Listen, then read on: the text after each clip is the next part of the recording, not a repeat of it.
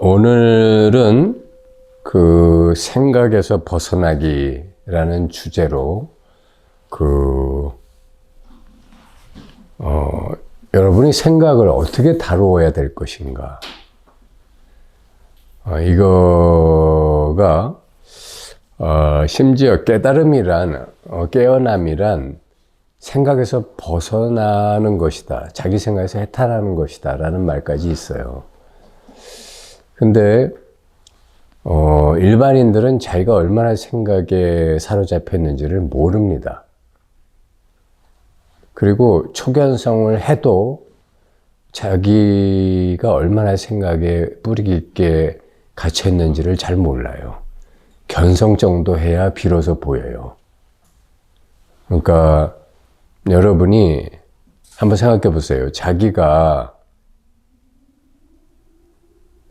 우리가 이 세상의 모든 것을 다 생각으로 규정하지 않으면 이 세상을 살 수가 없어요. 그죠?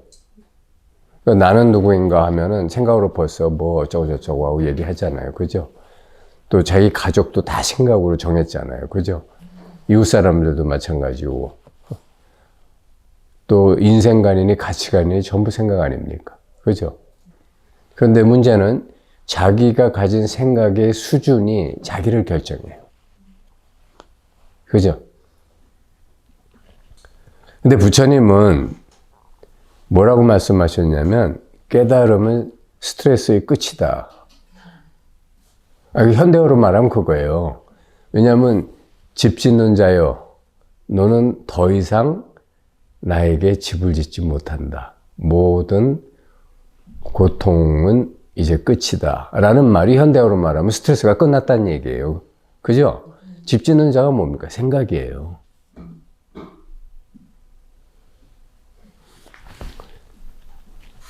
우리가 삶의 본질이라는 게 뭐냐면, 이 영원한 그 우주 대생명이, 그러니까 현대 양자 물리학으로 말하자면 양자장이 모든 개체 현상을 만들어 놓고 그 안에서 자기가 자유롭게 각각의 개체 현상이 연기법적으로 살아가는 현상을 체험해 보는 거예요. 체험해 보고, 거기에서 자기가 마치 그 하나의 아바타 놀이를 하고 있는 것 같아요.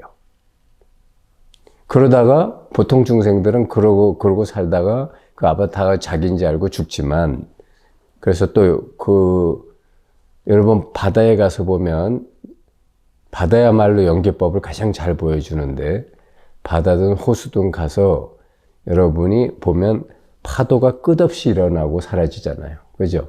근데 하나의 파도가 사라진다고 여러분은 생각하지만 그 파도는 한번 올라왔다 사라짐과 동시에 물 밑에서 다른 파도를 만들어내는 힘으로 작용합니다. 그죠?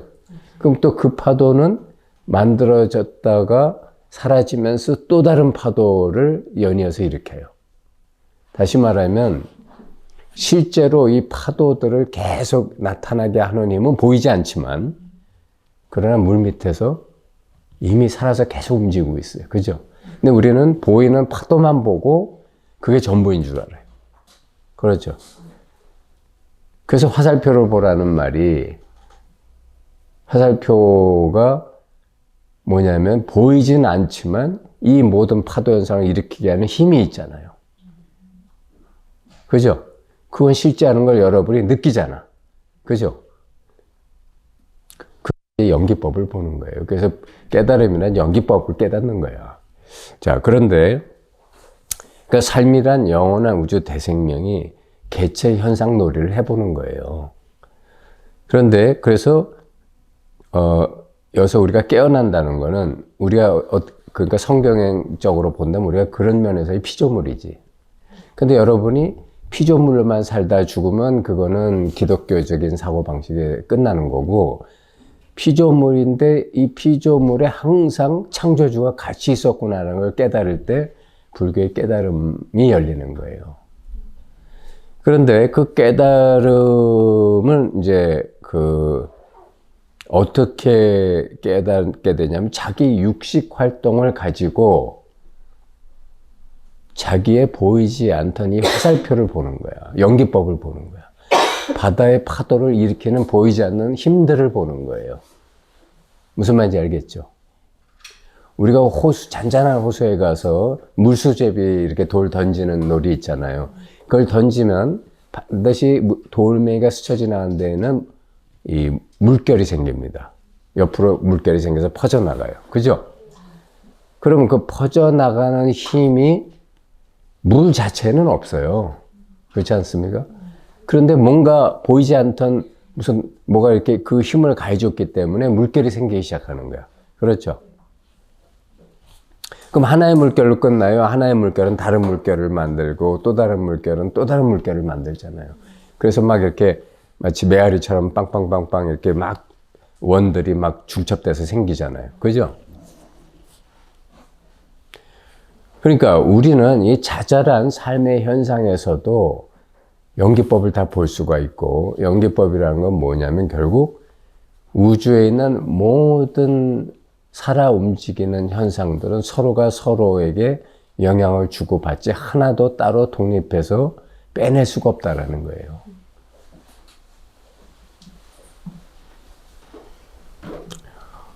그래서 이제 우리가 그 생각에서 벗어난다는 것은 삶에 대해서 이제 완전히 자기가 열려야 돼요. 열린다는 게 뭐냐면 그런 말이 있어요. 그 어떤 인도의 요기가 한 말인데 내가 우연히 봤는데 굉장히 좋은 말이었어요. 그게 뭐냐면 자기는 삶에 그 어떤 일이 다가와도 항상 예스 한다는 거예요. 한 번도 노라고 하지 않는다. 한 번도 저항하거나 거부하지 않는다.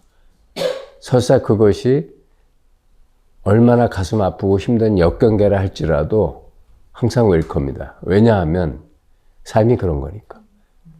삶은 좋고 나쁜 일이 연기법적으로 엮여서 다가오는 에너지 운동이지 좋은 일만 일어날 수는 없잖아요. 그죠? 그런데 좋은 일은 받아들이고 나쁜 일은 거절하고 이렇게 해가지면 어떤 문제가 생기냐면 애고가 생겨요. 그리고 애고는 반드시 좋은 것만 하기 때문에 고통이 생깁니다. 그래서 삶의 모든 일어나는 일에 완전히 자기를 예스로 열어놓으면 애고가 사라지고 무아가 돼요. 무심한 경지가 돼요. 근데 그렇다고 해서 무슨 해야 될 일을 안 한다는 건 아니에요. 그러니까 예를 들어 집에 강도가 들어왔다. 도둑이 들어왔다. 아, 이거 내 엄마 맡겨야 되니까 뭐 마음대로 하세요. 다 털어가든 뭐 가족을 해코지하든 그런 건 아니라는 거예요. 자기가 할 수 있는 일은 다 하는데 진인사는 하는데 대천명을 안 한다는 거예요. 아, 내가 이 정도 했으니까 어떻게 좀 하나님도 무심하시지 뭐 좀 해줘야 되는 거 아니야 라든가 내가 부처님한테 이 정도 뭐 무슨 108기도 무슨 100일기도 했는데 우리 아들이 그래도 대학에는 합격해야 되는 거 아니에요 라든가 이런 게 없다는 거예요. 그러니까 이게 마치 뭐와 같으냐면 농부의 심정과 같아요. 농부가 농사를 지을 때 이 프로 농부는 그래도 몇십 년 농사를 한 사람은 자기가 땀 흘려 최선을 다하지만 올해 농사가 흉년 될지 풍년이 될지는 자연이 알아서 하는 거지 내가 뭐 애썼는데 왜 흉작이 났냐고 화내고 하늘에 대고 삿대질은 안 하잖아요. 그죠? 마치 이와 같다라는 거예요. 그러니까 여러분이 앞으로 삶을 사시는데 이렇게 자기를 모든 에 대해서 예스 남편이 앞에서 땡깡을 부리든 짜증을 내든 무슨 뭐 하더라도 아무 말 없이 내가 할 수 있는 최선은 다하되 거기에 대해서 무슨 평론을 안 해. 저놈 새끼 또 뭐 한다. 뭐 이런 게 없는 거예요. 이제 여러분이 한번 이렇게 살아보기 시작하면 뭐가 에고는 거기에 대해서 막 안달복달을 해요. 내가 손해인데 라든가 무슨 이렇게 해서 이게 뭐가 되겠어라고 하는데 여러분이 그렇게 살아보기 시작하면 여러분이란 그릇이 무한히 커집니다. 요만한 일이 안달복달하고 대응하는 존재가 없어지는 거예요. 무한히 커진다고. 그러면 상대가 처음엔 여러분을 우습게 봐요. 근데 그렇게 자기 할 일을 다 하면서 아무 말이 없고 내가 상대가 아무리 뭘 요구해도 내가 거절하고 싶으면 거절하는 거예요. 긍정하라는 게 아니에요. 거절하는 행위를 하는데 말로 거부하고 생각으로 거절하지 말라는 거예요. 무슨 말인지 알겠죠?